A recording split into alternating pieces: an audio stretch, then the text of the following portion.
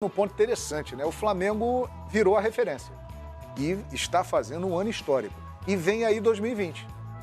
E é aquela velha história, né? Você chegar ao topo é muito difícil. Porém, é mais difícil ainda você conseguir se manter ali naquele topo. Muda tudo, a cobrança, a exigência. É algo realmente que já cria uma curiosidade para 2020, né? A gente vem usando muito, João, a expressão de que o sarrafo subiu. O sarrafo subiu? Subiu também para o Flamengo. Também para o Flamengo. Né? Porque ele passa, o Flamengo 2019, ele passa a ser referência também para o Flamengo 2020, não só para o Palmeiras, para o Corinthians, para o Vasco, para o Botafogo. É para todo mundo, para ele mesmo. É claro que ele já, se ele foi quem subiu, a gente imagina que ele tenha mais facilidade de acompanhar. Mas as coisas no futebol mudam muito rapidamente. A gente tem, por enquanto, 6 meses, né? Segundo semestre, de um Flamengo fora da curva do futebol brasileiro. Vai virar o ano.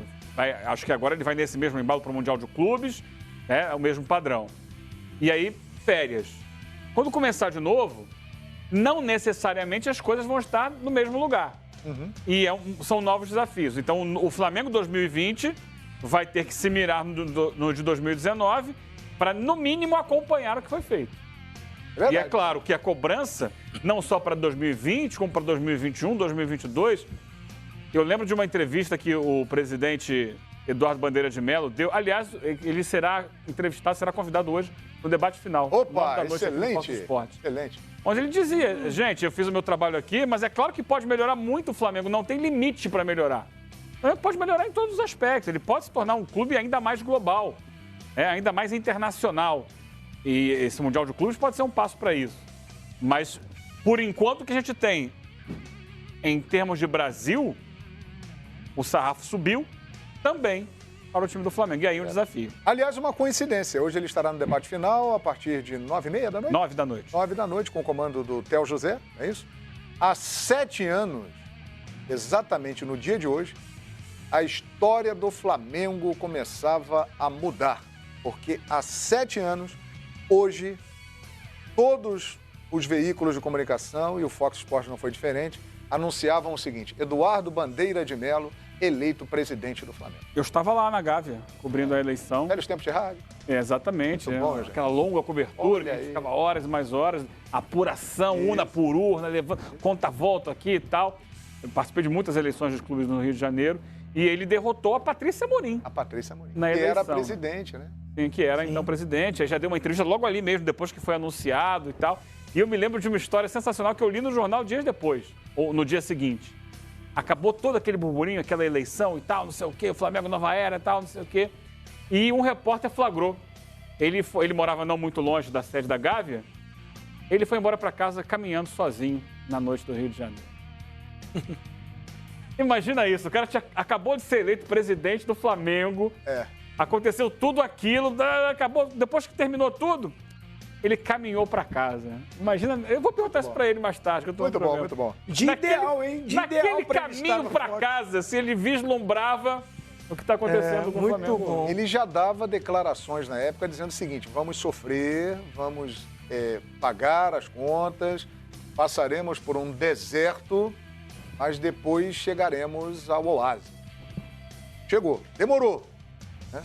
Logo no primeiro ano da gestão dele, Copa do Brasil, 2013, depois uma série de insucessos no futebol, algumas conquistas de campeonato carioca, mas aí está o Flamengo. Hoje é um time que está doutrinando o futebol na América do Sul. Na opinião de vocês, o Flamengo está aí e a tendência é que ele se mantenha competindo, disputando títulos e tal, e pode ser até melhor.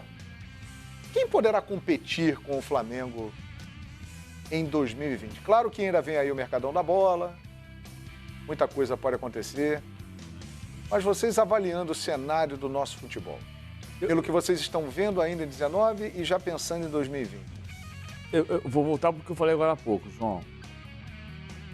A gente está vendo o potencial que o Flamengo tem, é um clube poderoso por muitos anos. Isso é inegável.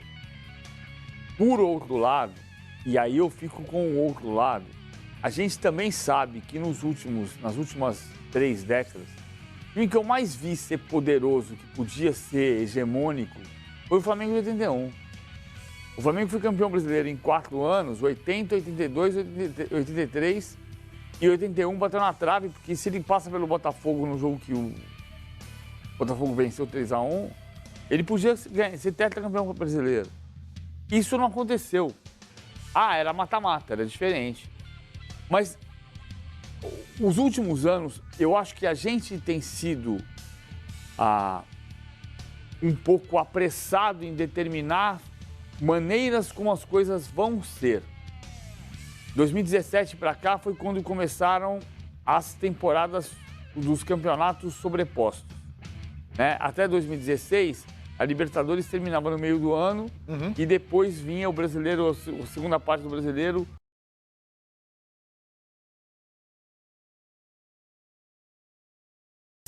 O Corinthians indicava que seria campeão brasileiro o time que tivesse uma competição só, ou poucas competições. Em 2018 ficou claro, entre aspas, claro, que quem tivesse mais elenco e pudesse poupar mais jogadores ia ganhar o Campeonato Brasileiro. Em 2019 ficou evidente exatamente o oposto. Por que poupar jogadores?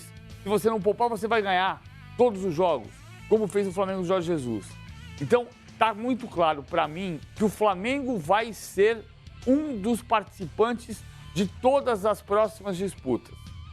Mas vai ter alguém que vai se colocar. Quem você enxerga? Eu acho que pode ser o Palmeiras, depende dessa reformulação de agora.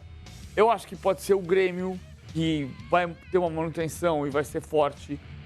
Pode ser o Corinthians, se o Thiago Nunes chegar acertando em decisões de contratações e montagem da equipe. Pode ser o São Paulo, que tem um elenco forte e não consegue montar um time. Atlético Paranaense? O Atlético Paranaense eu não consigo ver como um time que se coloque no mesmo plano hoje. Sim. Não é que seja excludente, não dá para excluir. Mas eu acho que alguém vai se colocar como um candidato a ganhar para competir. Como o Santos nesse ano. Sim. Se colocou. O Santos hoje é o vice-líder. Esse papo surgiu num cafezinho com o Leandro Quezada. Lembra, Quezada? Ele estava ali, nosso cafezinho tradicional. Sim, o EF começa na hora do cafezinho. Alô, Escobar, um abraço, meu amigo. Sempre ligado no programa que eu tô sabendo. Mas o nosso cafezinho aqui também é bom. E o programa começa ali. Surgem os papos, os debates, e vai na redação e volta, e começa uma briga na hora. Eu falei, vou levar pro ar, vamos conversar. E no cafezinho, né? Surge assim, vocês sabem disso. O Quezada falou isso pra mim.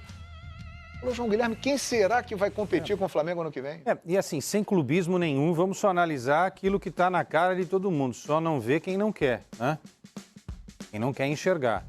O Flamengo hoje é referência. É referência. De repente, no ano que vem, o Flamengo não ganha nada. É outra história, a gente nem terminou esse ano. O Flamengo está prestes aí a disputar o Mundial de Clubes, a final com o Liverpool, e fechar a temporada mais gloriosa ainda. Se bem que se não ganhar também a final contra o Liverpool, essa é uma temporada maravilhosa, fantástica, absurda, o que o Flamengo fez em 2019. Ora, é o time a ser batido? É o time a ser batido. Por exemplo, não acho que seja aqui do Rio de Janeiro o time que vai bater o Flamengo, infelizmente para o futebol carioca. Existe o futebol carioca e existe o futebol Flamengo, né? O futebol carioca com Vasco, o Fluminense e Botafogo, que vivem uma outra realidade. O Vasco fazendo um trabalho, no meu entendimento, não faltou vocabulário aqui não, extraordinário. Se você comparar o potencial do Vasco e as dificuldades do Vasco e o trabalho que o Luxemburgo está fazendo. Mas o Flamengo está numa casa à parte. E aí, se você analisar nacionalmente, falei isso com o Zinho no programa que o Benja apresenta segunda-feira, o Jogo Sagrado. Se você olhar nacionalmente, também eu não consigo enxergar esse time. Pode ser o Palmeiras? Bom, esse ano um tal de Leandro Quezada falou que o Palmeiras ia ganhar tudo. Eu falei sim, gente, porque não existisse Flamengo do Jesus ainda. Agora o Palmeiras precisa dar um salto melhor do que esse ano, claro, para fazer frente ao Flamengo. Não sei se vai conseguir, tenho minhas dúvidas. O Corinthians é muito forte, mas o Corinthians está preocupado com o estádio. Sinceramente, não acho que seja o Corinthians. O São Paulo é fortíssimo, mas tem tanto gato preto lá enterrado que não vira. Tem, lá o problema do São Paulo é maior do que a gente pode imaginar e explicar. O Grêmio é uma força, o Grêmio também é algo... o Grêmio ele não tem o potencial econômico, mas tem uma gestão desse cara chamado Bolzan e no campo do tal do Renato, que é também algo para ser estudado. E o Renato deve ficar lá, hein? O Cruzeiro, que a gente no início do ano falava que era uma força, pode acabar na segunda divisão. Então, olha, gente... acho muito difícil aparecer alguém que faça frente. Tem time? Tem. O PVC citou alguns aí, talvez falte um ou outro, a gente concorde que é o Atlético ou não. Mas eu, sinceramente, não estou enxergando hoje, que dia que é hoje? Só para ver aqui. É 3 de dezembro. Então vocês vão gravar e depois no dia 3 de dezembro de 2020 vão colocar aqui. Hoje, 3 de dezembro, a não ser que, por exemplo, um time brasileiro contrate o Guardiola, o Van Dijk, o Marcelo, o Pérez do River, o Modric, o Pedro, que está na Fiorentina, e o William do Chelsea, monte um super time. Não existe esse super time ainda no Brasil. Se montar esse time com Guardiola comandando, aí eu acho que pode, de repente, tirar o Flamengo de algum título aí. Ô, Tetra!